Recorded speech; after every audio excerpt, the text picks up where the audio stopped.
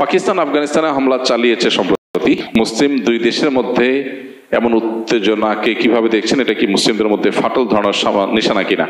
এটা তো দুর্ভাগ্যজনক যে আমাদের প্রায় দেখা যায় যে মুসলমানদের মধ্যে নিজেদের মধ্যে মারামারি লেগে যাচ্ছে। একদিকে আমরা দেখি ফিলিস্তিনের গাজার মানুষগুলো একটু স্বস্তির নিঃশ্বাস ফেলতে পেরেছে, অনেকদিন পর তারা রাতে একটু প্রশান্তির ঘুম, এটা তাদের তৌফিক হয়েছে।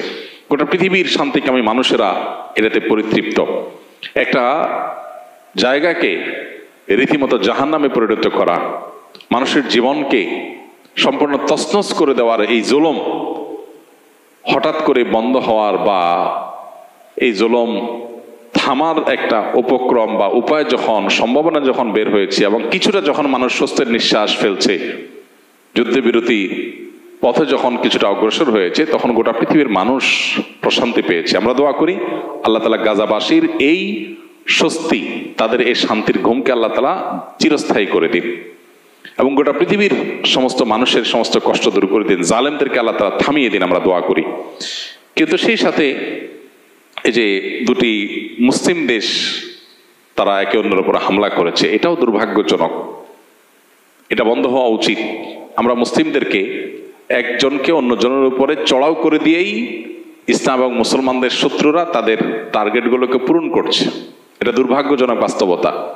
তাদের চাহিদা পূরণ করছে, তাদের লক্ষ্যগুলোকে পূরণ করছে, মুসলমানদের মধ্যে ডিভাইড অ্যান্ড রুল গেম খেলে। অতএব এই উভয় প্রতিবেশী মুসলিম দেশ সর্বোচ্চ ধৈর্য এবং সবরের পরিচয় দেওয়া উচিত এবং সহিষ্ণুতার পরিচয় দেওয়া উচিত।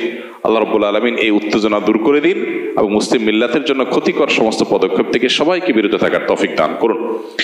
আমরা যেহেতু প্রকৃতি ইস্যু জানি না কোন কারণে তারা হামলা চালিয়েছে, কি হয়েছে না হয়েছে, অতএব বিস্তারিত এটা সম্পর্কে মন্তব্য রাখা কঠিন। কিন্তু এটুকু ঠিক যে আমরা গোটা পৃথিবীর সমস্ত মুসলমানরা এক মুসলিম দেশ আরেক মুসলিম দেশের উপর হামলা চালাক বা হামলার পরিস্থিতি তৈরি হোক, এটা আমরা কেউ চাই না। এটা বন্ধ হোক, এটা একজন মুসলমান হিসেবে আমাকে চাইতে হবে, কারণ সমস্ত মুসলমানরা একটা দেহের মতো।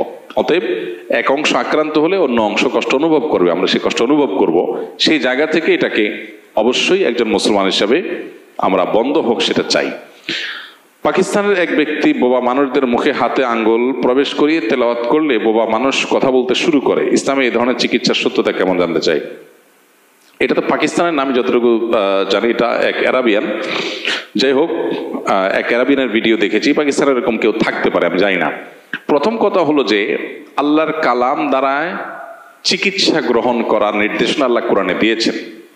আল্লাহ কোরআনকে শিফা বলেছেন, আরোগ্য লাভের কারণ বলেছেন। অতএব কোরআনকে শিফা হিসাবে আমরা গ্রহণ করতে পারি, এটা মৌলিকভাবে শরিয়া স্বীকৃত।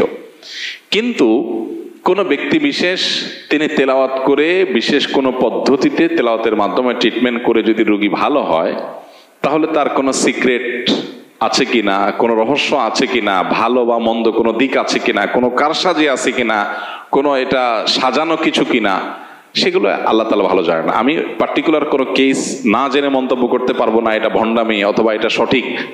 এ সম্পর্কে বিস্তারিত কারোর জানা থাকলে তিনি মন্তব্য করতে পারবেন যে এরকম কোনো কিছু হয় কিনা। কোরআনে কারীমের আয়াত তেলাওয়াত করে ট্রিটমেন্ট গ্রহণ করা এটা ঠিক আছে। এখন কেউ কি আসলে ট্রিটমেন্ট করছেন, সেটা কি আসলে প্রপার ট্রিটমেন্ট হচ্ছে নাকি সেটার পেছনের ভিন্ন কোনো কাহিনী আছে, একমাত্র আল্লাহ তাআলা ভালো জানেন এবং যারা ঘটনা জানেন তারা বলতে পারবেন। আমি যেহেতু পার্টিকুলার ইস্যু সম্পর্কে জানি না, এই জন্য বিষয়ে আমি ভালো বা মন্দ মন্তব্য করছি না।